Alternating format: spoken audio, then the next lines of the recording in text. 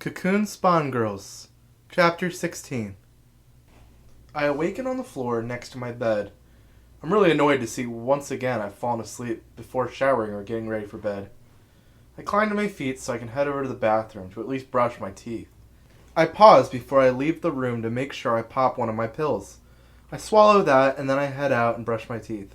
Once I finish that, I realize I don't have enough time before the morning meeting to take a shower. I just have to shrug it off and hope I've got nothing to do today so that I can end up showering. I make my way into the hall towards the elevator when I begin to hear a ringing sound. It surprises me and I look around looking for where it could be coming from. I look all over but I can't see anything that could be able to ring. I follow the sound of ringing until I'm running my hands along the wall. To my surprise, I do find a cabinet in the wall. It had been painted over and doesn't stick out much at all. I had never even noticed it was there. I pull the door open and see that the ringing was from a landline phone in the wall. I pick up the phone and look around to see if anyone else is around who has a voice and can actually use a phone. I'm the only one around, so I place the phone against my ear and listen, hoping they know I picked up the phone, whoever they are. There's a silence on the other end. I poorly snap my fingers into the mic, hoping they'll hear it. I'm starting to think about hanging up since I need to get to the morning meeting. That's when Fool's Night appears behind me, lifting the phone towards itself. Knight speaking.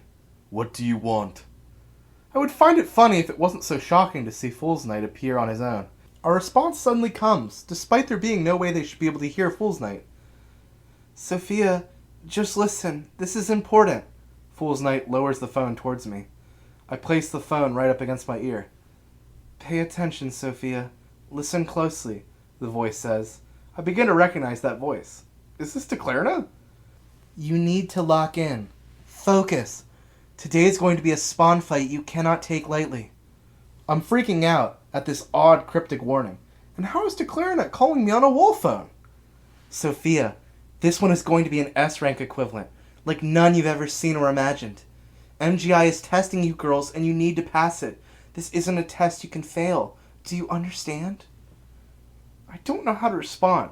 Even if I could speak, what am I supposed to say after hearing that? Fool's Night leans in to respond. My lady doesn't need your warning. She will always perform her best. It feels nice knowing how much Fool's Night believes in me, even if he's just an imaginary friend ability thing. I need to go, Soapy. Look, just... Things get excitingly bad if they don't go right. MGI is coming up with some things that are different, and you do not want things to be different right now. Yeah, Declarna out! You never saw or heard me! The line drops out, and a buzzing fills the receiver. I place the phone back on the hook and close the hidden box fully, returning it to how I found it. There isn't really anything else for me to do, except for to go into the elevator and then down to the morning meeting. I can't help continuing to think about what Declarna was trying to warn me about. Even without a warning, I would have taken any spawn fight seriously. So why was there a need to call me? I'll be extra alert if this mission really is happening. Declarna seems to have a good intel on what's going on in our building at least. Her warnings are worth listening to. I step out of the elevator as it arrives and enter the meeting room. It's just Miss Gretchen and Tiki at the moment. I raise a hand and greet them both as I take a seat. Clarice arrives next, then Marcia a few minutes after that. With all of us gathered, Miss Gretchen begins the morning meeting. Morning, ladies. Today's agenda is pretty slim once again. She turns to me and Marcia. First off, congratulations on a job well done, Marcia and Sophia. I got a glowing review from the team in Mongolia County. Tiki, Clarice, and even King give us some applause. I can't help being a little shyly embarrassed to get applauded for not actually doing much of anything this time around. Next up, Miss Gretchen continues, it seems your team's first merchandise has become available. I believe Tiki showed us all your poster. Well, that poster is now possible to purchase by the public. Keep up the good work and you might just get some more. It was exciting just getting to imagine someone might hang a poster of us on their wall. I mean, just how cool is that? That concludes today's meeting. All of you try to stay out of trouble today. I'll let you know if anything else comes up. Miss Gretchen climbs to her feet and promptly leaves. I sat there confused. She didn't say anything about a mission. A big mission, too. At least, that's how Declarna had made it sound. If she knew about it, then it had to already be planned, right? So are they just not going to tell us to catch us off guard? Surely that can't be right. Declarna must have given me some bad information. Even someone really tapped into secrets can't always be right every time, I guess. I shrug it off, instead just glad that means I'll be able to take a shower. I get up from my seat and head for the elevator. Clarice ends up riding the same elevator. We don't exchange any words. I head into my room and begin picking out a new outfit for the day, grabbing a new jumper skirt and blouse, then picking some regular stockings along with a change of underwear. I place it all in a little bag and head into the showers. When I get there, I'm extra careful in deciding where I'm going to be placing my bag. I can't trust the benches outside the showers anymore, so I end up hanging my bag off the shower stall, and then get on my tippy toes to reposition the shower head so my bag doesn't get wet at all. I wash myself off, scrubbing myself down before I get to shampooing and conditioning my hair. Once I'm satisfied with the smoothness of my wet hair, I shut the water off and begin drying myself off with a towel. I change into my new clothes besides the socks while inside the shower, and then I sit down on the outside bench to pull my stockings up. I leave my wet towel hanging on a hook and head back to my room. Since I've got the time, I end up giving myself the fullest experience and sit down at my vanity to properly do my hair. I'm not entirely sure what I want to go for when I sit down, but I mess around with my hair a bit, trying to do different braids, but none of them really look right. Maybe someone else is around who could do it, like Tiki. Before I try and get her, I do a little light foundation. I don't want to end up covering my freckles, so I work around them. I do a little mascara as well, giving myself some eyeliner wings. Once I feel happy with it, I get up and test my luck if Tiki is available to do something with my hair. I knock on her door, and she promptly responds by opening the door. "Oh, hey Sophie, don't you look nice?" She smiles. I hold up my board. "Would you mind doing my hair?"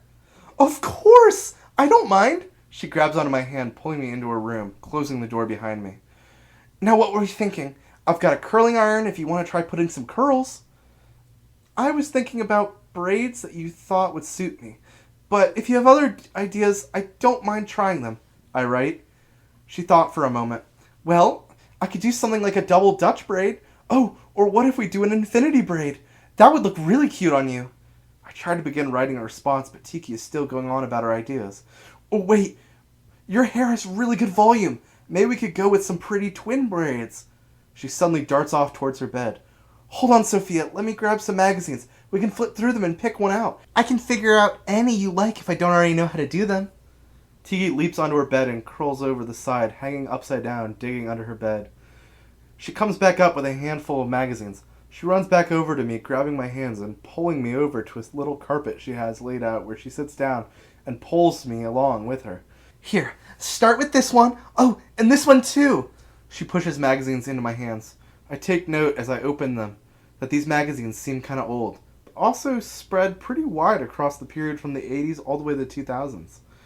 Tiki lies down against a beanbag as she flips through her own magazines, occasionally flashing me with different hairstyles as she talks about them. "Oh, I wish I had someone with the right hair volume and length to try and give them a Farrah Fawcett hairstyle. Hug, I want to try a blunt fringe along with all that layering." Suddenly, she pounces at me. Okay, so it's not summer exactly yet, but what if we did a summer shoujo style? Like the two small braids on either side, leave some long side parts, then we tie everything else back with a clip and a bun. Add like a fun flower or something. I don't really get what she means. "I was thinking something more casual," I write. Fine, but what if we just go for a Y2K spiky bun? I mean, then you could wear a cute hat too. Basically just starting with a ponytail, do a few little twists, add a bun clip, and bang, throw a hat on, and you're ready to go." "Fine, do it. Let's just go with that one," I write, hoping to move on from this never-ending changing of her mind. "Yay!" She cheers as she latches onto my back and pulls me into her lap as she begins pulling at my hair. She takes a band and pulls my hair through it, then pulls half of it and folds it to make a loop.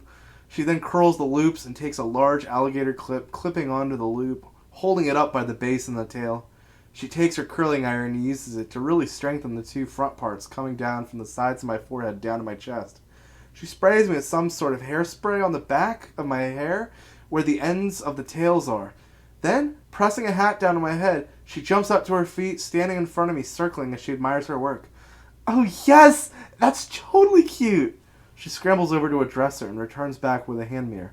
I nod in approval as I check out multiple angles. It turns out way cuter than anything I could have thought up.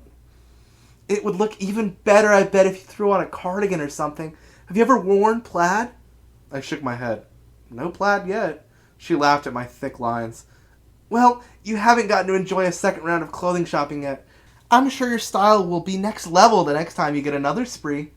I had to admit, I had been thinking about how nice it would be if I could get some more money already so I could buy more clothes. Don't get me wrong, I love my jumper skirts, but I wouldn't mind wearing some new sorts of things as well, like overalls or this cute top I saw called a mermaid top.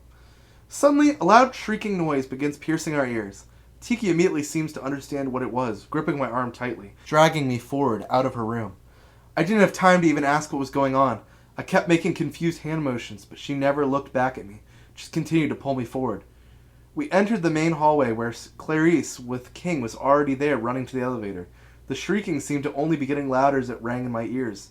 We piled into the elevator, the doors almost closing before Marzia threw a hand between the doors, joining us. The whole team rode the elevator down to the garage. As we went down, the shrieking finally ended. When we reached the garage, Miss Gretchen was standing right in front of us on the other side of the doors.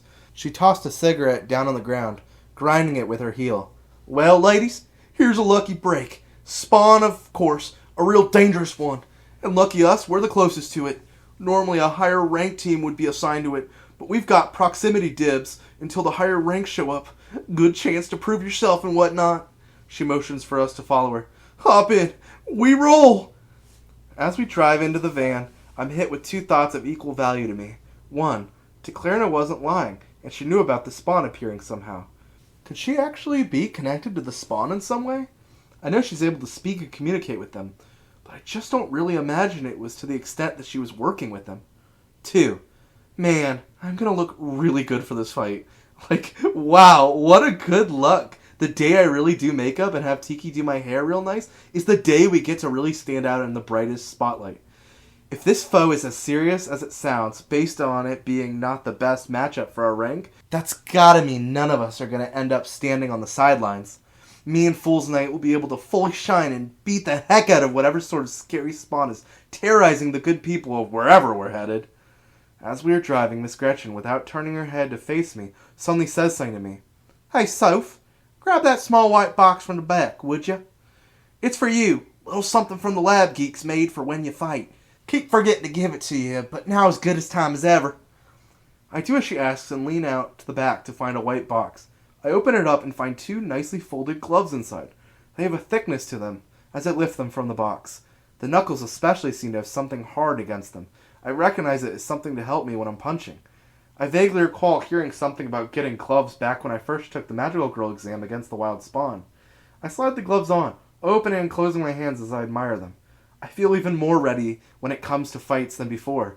Now I can really punch out without worrying about how badly my hands are going to end up messed up. We continue down the highway. We don't end up having to go much further. We end up heading to the next largest city where a much larger MGI group is stationed.